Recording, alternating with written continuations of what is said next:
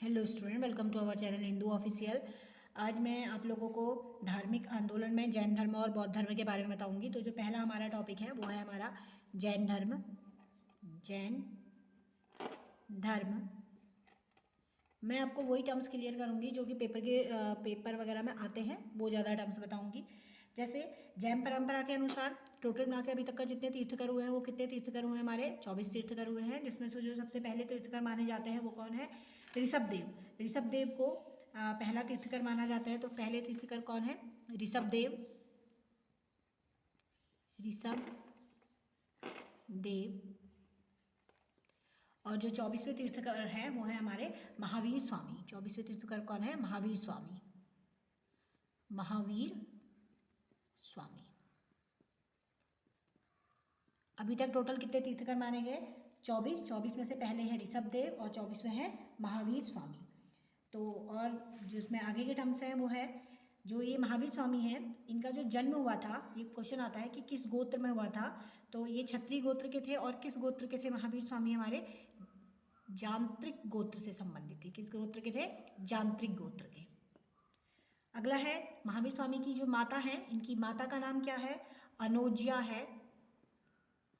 अनोजिया, इनकी माता का नाम है अनोजिया महावीर स्वामी की। और जो इनकी मृत्यु हुई थी महावीर स्वामी की, जो इनकी मृत्यु हुई थी वो कहाँ हुई थी? पावापुरी में। पावापुरी एक जगह है, यहाँ पे महावीर स्वामी की मृत्यु हो गई थी। पहले तीर्थकर मैंने आपको बता दिए हैं ऋषभदेव। जो महावीर स्वामी का मूल नाम है, यानी कि पहले जो इनका नाम था शुरुआत में, इनका नाम था वर्धमान। क्या नाम था इनका? वर्धमान। और महावीर जितने भी जैन धर्म के जो आधार बिंदु है, यानी कि जैन धर्म का जो मेन बिंदु माना जाता है वो माना जाता है अहिंसा। अहिंसा यानी कि किसी पे हिंसा ना करना क्या कहलाता है? अहिंसा। महावीर स्वामी ने कहा कि खुद भी जियो और दूसरों को भी जीने दो, यानी कि जियो और जीने दो का नारा किसने दिया था? महावीर स्वामी ने दिया था। कौन सा नारा दिया था? जियो और जीने दो। जीने दो का नारा दिया किसने? महावीर स्वामी ने दिया था। 24वें तीर्थकर महावीर स्वामी, और इन्हीं को अंतिम तीर्थकर भी माना जाता है क्योंकि इसके बाद के तीर्थकरों का वर्णन नहीं मिलता है। और जो जब इसमें पूर्ण ज्ञान प्राप्त हो जाता है तो उस घटना को या उस शब्द के उसके लिए क्या शब्द अपनाया गया है? कैवल्य। कैवल्य शब्द किस चीज़ के लिए है? जब जैनियों को पूर्ण ज्ञान प्राप्त हो जाता है उसके लिए क्या है? कैवल्य है।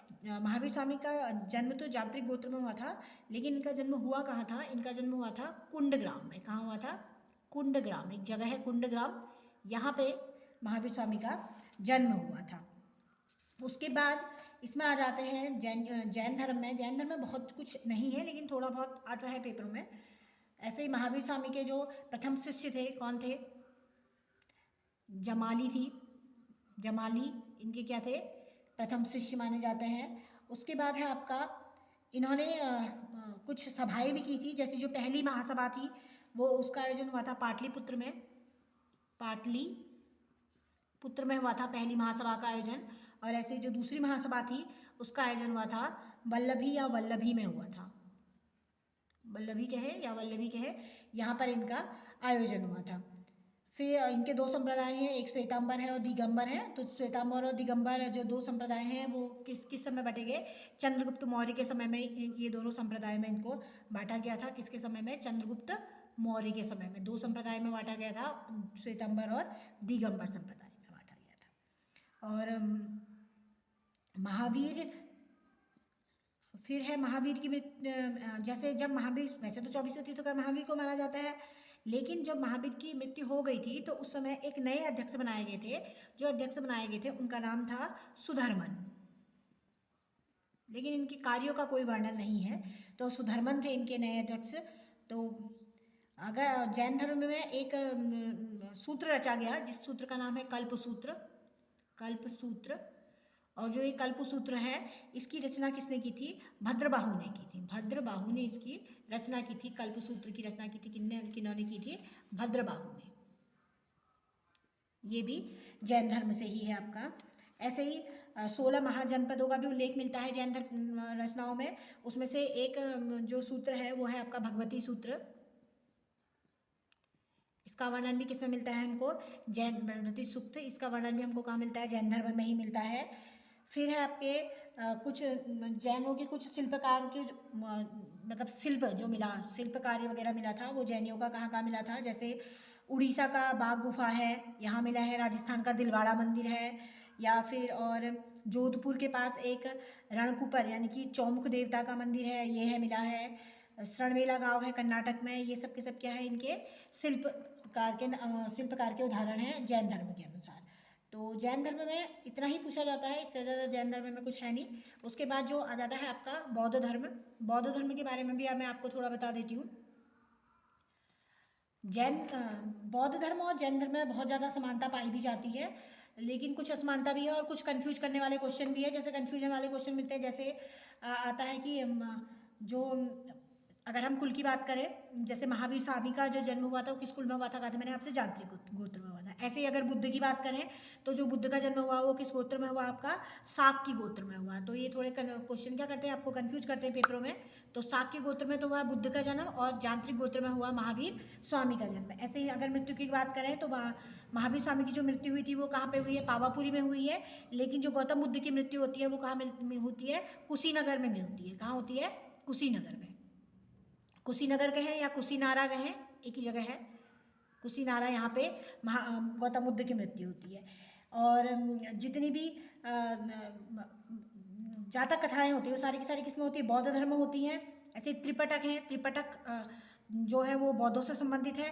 त्रिपटक में किस भाषा का प्रयोग हुआ है, पाली भाषा में प्रयोग हुआ है। और जबकि जो जैन धर्म वाले हैं वो किस भाषा का प्रयोग करते हैं, प्राक्य या अधमार्गधी भाषा का प्रयोग होता है, अधमार्गधी।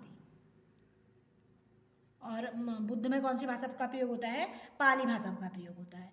तो और भी कुछ घटनाएं जो बौद्ध धर्म के बारे में है, मैंने आपको जैन धर्म के बारे में बताया, अब मैं आपको बौद्ध धर्म के बारे में बताती हूँ, थोड़ा देख लीजिए। बौद्ध धर्म में जो सबसे पहले आ जाता है, सबसे पहले अगर हम विद्यालय की बात करें, जो बौद्ध धर्म का विश्वविद्यालय है वह कौन सा विश्वविद्यालय है, नालंदा विश्वविद्यालय है।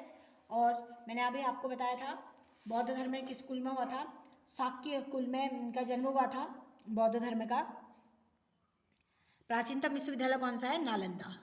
नालंदा सबसे प्राचीनतम विश्वविद्यालय किसका, बौद्ध धर्म का है। और इसमें जितने भी मंदिरों की बात होती है, या अगर हम मठों की बात करें, और या अगर हम स्तूपों की बात करें, तो ये सब स्तूप की बात करें तो ये सब के सब कहाँ आ जाते हैं, हमारे बौद्ध धर्म में ही आ जाते हैं, सारे के सारे मठ, मंदिर और स्तूप।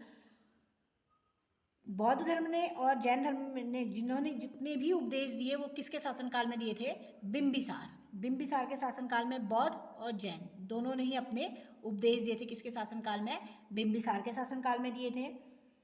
और जो एक सारनाथ सुना होगा आपने, सारनाथ में भगवान बुद्ध ने अपना प्रथम प्रवचन दिया था। तो इस घटना को क्या कहा जाता है, धर्म चक्र परिवर्तन, धर्म चक्र प्रवर्तन भी कहा जाता है। जो सारनाथ में उपदेश दिया था उसको, जब गौतम बुद्ध ने अपना गृह त्यागा था तो उसका प्रतीक को किसे माना जाता है, घोड़े को माना जाता है। तो घोड़ा प्रतीक है गृह त्याग का। लाइट ऑफ एशिया या एशिया की रोशनी या माइनर ऑफ एशिया भी किसे कहा जाता है, गौतम बुद्ध को कहा जाता है, गौतम बुद्ध को कहा जाता है।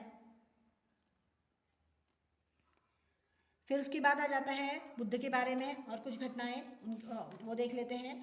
जैसे सबसे पहले जो बुद्ध हैं, बुद्ध के बारे में आ जाता है शुद्धोधन। शुद्धोधन की अगर हम बात करें तो शुद्धोधन कौन थे, ये बुद्ध के पिता, इनका नाम क्या है, शुद्धोधन है। महामाया है, अगर महामाया कौन है, बुद्ध की माता का नाम है महामाया। और जबकि जैन धर्म में माता का नाम, महावीर स्वामी की माता का नाम क्या है, अनोज्या है। और गौतम बुद्ध की माता का नाम क्या है, महामाया है। प्रजापति गौतमी वो थी जिनको गौतम बुद्ध ने सबसे पहले ज्ञान दिया था, या फिर जो सबसे पहले शिष्य बनी थी गौतम बुद्ध की, वो थी महाप्रजापति गौतमी। और ये बुद्ध की मौसी भी कहलाती थी या विमाता भी कहते थे। कौन है, महाप्रजापति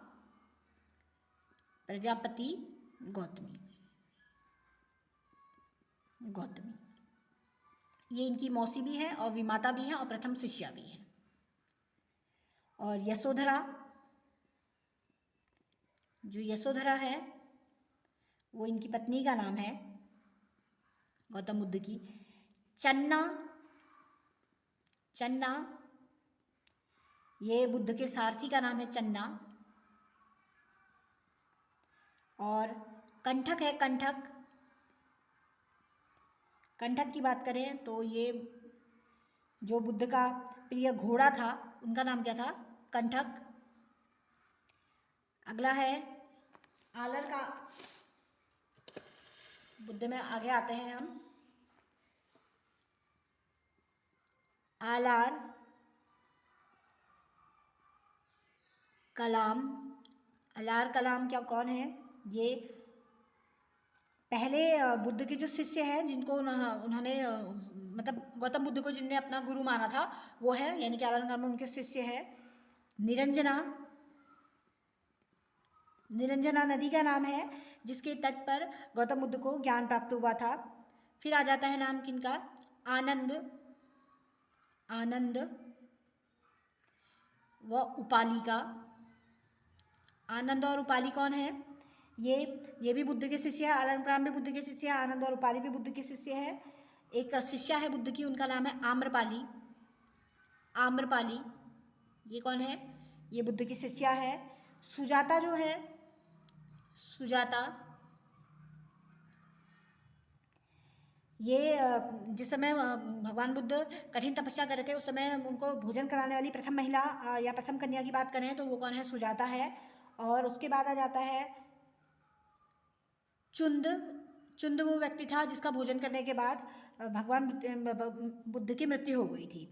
जो राहुल आता है, राहुल ये भगवान बुद्ध का चचेरा भाई है राहुल। और जो गौतम, तो इनके बचपन का नाम इनका गौतम हो गया। जो सिद्धार्थ है वो बुद्ध के बचपन का नाम है। और बुद्ध कहा गया जब उनको ज्ञान प्राप्त हुआ तो उसके बाद उनको क्या कहा गया? बुद्ध कहा गया। कुछ घटनाएं हुई थी, जैसे पहली घटनाएं हैं महाभिनिष्क्रमण। फिनिष्क्रमण, महाभिनिष्क्रमण किसे कहा जाता है? जब गौतम बुद्ध ने गृह त्याग की जो घटना है उसको क्या कहा जाता है? महाभिनिष्क्रमण, यानी कि जब घर त्यागा था। दूसरा आता है संबोधि। संबोधि किस घटना को कहा जाता है? जब ज्ञान प्राप्त की जो घटना है उसे क्या कहा जाता है? संबोधि कहा जाता है। ऐसे अगली है धर्मचक्र परिवर्तन। धर्मचक्र प्रवर्तन, धर्मचक्र प्रवर्तन किस घटना को कहा जाता है? जब उन्होंने सारनाथ में अपना पहला उपदेश दिया था उस घटना को धर्मचक्र परिवर्तन कहा जाता है। और लास्ट है महापरिनिर्वाण।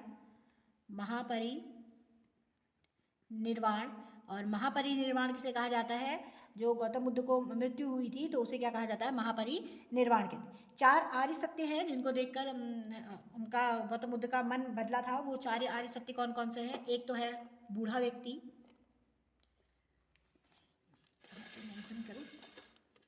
एक व्यक्ति है कैसा? बूढ़ा, बूढ़ा व्यक्ति। दूसरा रोगी, तीसरा था एक लाश को देखा था, और चौथा सन्यासी। सन्यासी। गौतम बुद्ध ने जितने भी अपने उपदेश हैं वो सारे के सारे या ज़्यादातर उपदेश की बात करें तो कहाँ दिए हैं? श्रावस्ती में दिए हैं। अधिकतर उपदेश किसमें? श्रावस्ती में। ऐसे ही जो बुद्ध चरित्र है, बुद्ध चरित्र को बौद्धों की रामायण भी कहा जाता है बुद्ध चरित्र को। और ये इसके रचयिता कौन है? बुद्ध चरित्र के रचयिता है अश्वघोष। अश्वघोष बौद्धों की रामायण या बुद्ध चरित्र के रचयिता है अश्वघोष। ऐसे ही महाविभास शास्त्र है, इसके रचयिता है वसुमित्र। वसुमित्र हैं किसके रचयिता? महाविभास शास्त्र के रचयिता हैं। जैसे हिंदुओं में या गीता को माना जाता है, पवित्र माना जाता है, वैसे बौद्ध जो धर्म होता है उसमें किस पुस्तक को पवित्र माना जाता है? ये माना जाता है धम्मपद। धम्मपद को गीता के समान ही पवित्र माना जाता है। जो बौद्ध का जो 4 सत्य थे मैंने आपको बताया, बूढ़ा, रोगी, लाश और सन्यासी हैं। और 3 जो त्रिरत्न हैं वो कौन कौन से हैं? एक है आपका बुद्ध, दूसरा है धर्म, और तीसरा है संघ। तीसरा है संघ। तो बौद्ध धर्म में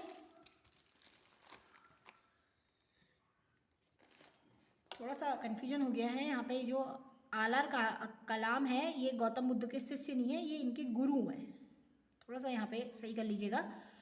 आलर कलाम ये कौन है, इनके गुरु हैं। और आनंद उपाली आम्रपाली ये तीनों की तीनों क्या है, ये तीनों की तीनों क्या है, शिष्य है।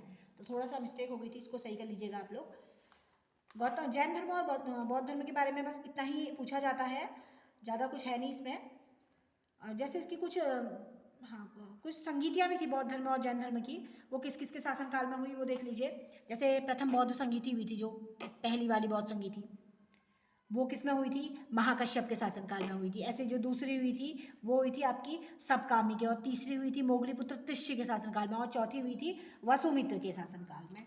और कहाँ कहाँ पे हुई थी, पहली वाली राजगृह में हुई थी। तीसरी चौथी पूछी जाती है आपकी, चौथी मेन होती है, चौथी होती है कुंडग्राम कश्मीर में हुई थी कनिष्क के शासनकाल में।